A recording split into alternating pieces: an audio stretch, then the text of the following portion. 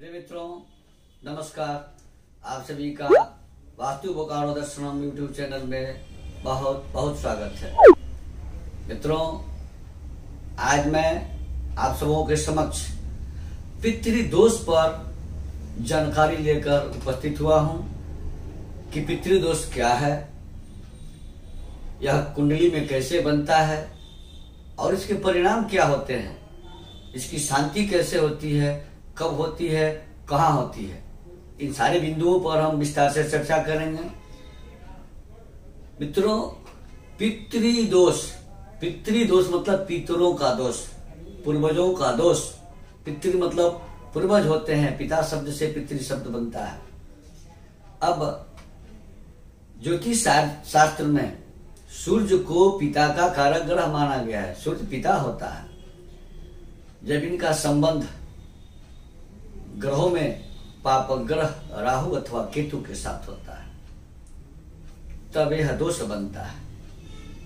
सबसे खतरनाक तब होता है जब यह कुंडली के नवम भाव, भाग्य भाव में यह दोष बनता है। विशेषकर कष्टकारक होता है नवम भाव का पितृदोष। सूर्य का राहु से संक्रमित होना अथवा केतु से संक्रमित होना सूर्य को दूषित कर देता है, ग्रहण योग बना देता है। लेकिन नवम भाव में अगर यह बात बनता है तो विशेष कष्टकारक होता है।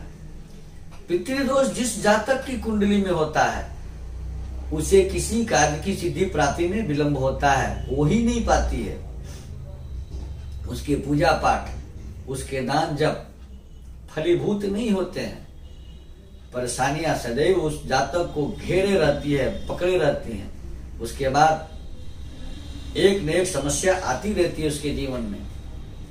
जन्म कुंडली के जिस भाव में सूर्य और राहु का संबंध बनता है उस भाव में यह दोष ऐसा कारगर हो जाता है कि उस भाव के समस्त फल मिट जाते हैं, फल मिल ही नहीं पाता है। अब इस संदर्भ में जानकारी विस्तार से दी जाए, इसके पहले छोटा सा निवेदन करूंगा कि यदि आप पहली बार हमारे चैनल को देख रहे हैं या अभी तक सब्सक्राइब नहीं किए हैं तो कृपया चैनल जरूर सब्सक्राइब कर लें, नोटिफिकेशन बेल जरूर दबा दें ताकि ये जानकारी सबके पास पहुंचे। वीडियो लाइक करें और अधिक से अधिक लोगों को शेयर करें। मित्रों, पितृदोष क्या है?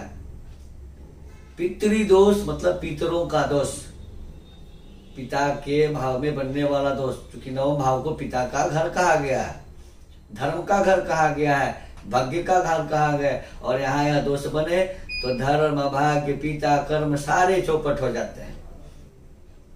सूर्य के साथ नवम भाव में राहु और केतु की स्थिति या युक्ति से बनने वाले जो को पितृदोष कहा जाता है, बनने वाले दोष को पितृदोष कहा जाता है। जो व्यक्ति के जीवन की समस्त सुविधाओं का समापन कर देता है, चौपट कर देता है सारी सुविधाओं को।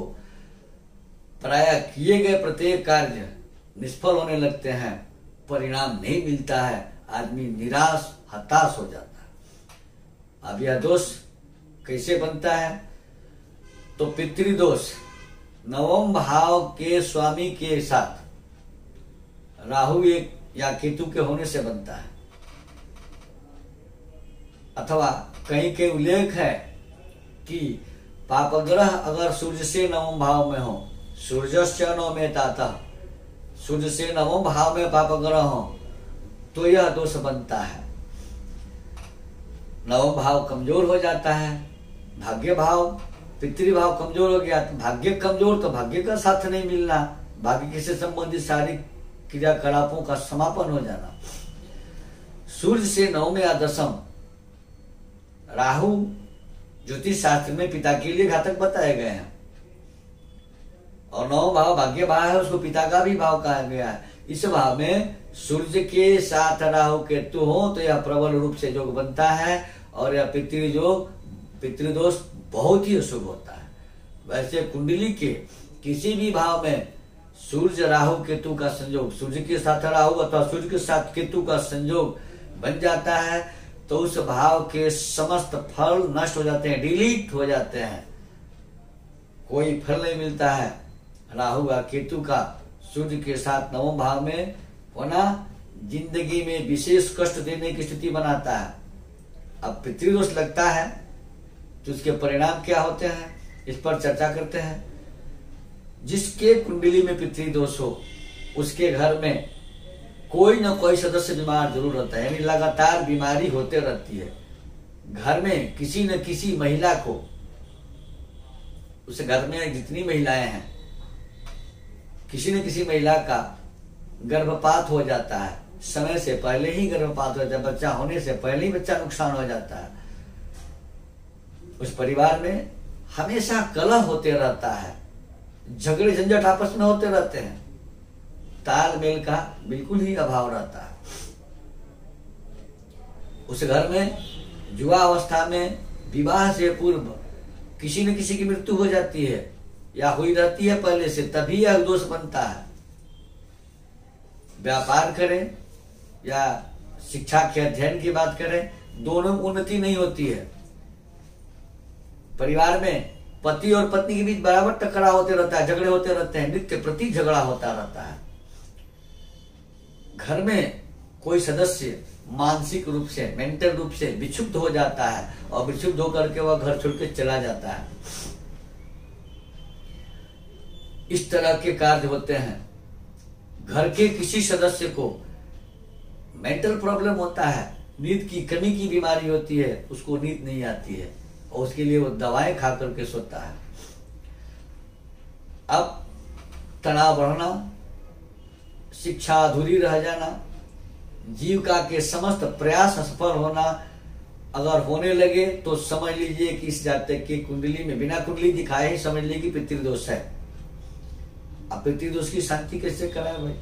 तो पितृदोष, पितृ मतलब पिता से संबंधित, पितरों को संबंधित अगर दोष है तो पितरों का तर्पण, प्रत्येक वर्ष पितृपक्ष में पितरों का तर्पण करें, तर्पण करके पितरों को प्रसन्न करें, उन्हें प्रार्थना करें, तर्पण करें, प्रसन्न करें।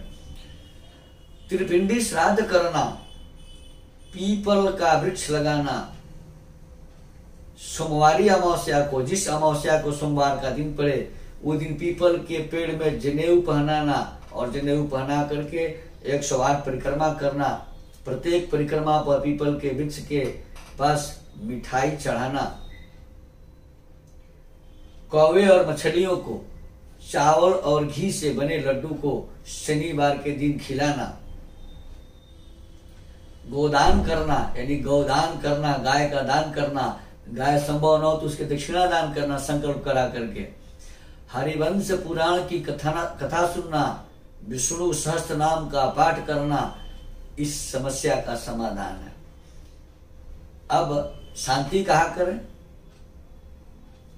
तो 7 सिद्धपीठ हैं, अयोध्या, मथुरा, माया, काशी, कांची, अंतिका, परिद्वारावती चैव सप्तैता सिद्धिदायिका। इन 7 पीठों में कहीं भी पितृदोष की शांति कराई जा सकती है।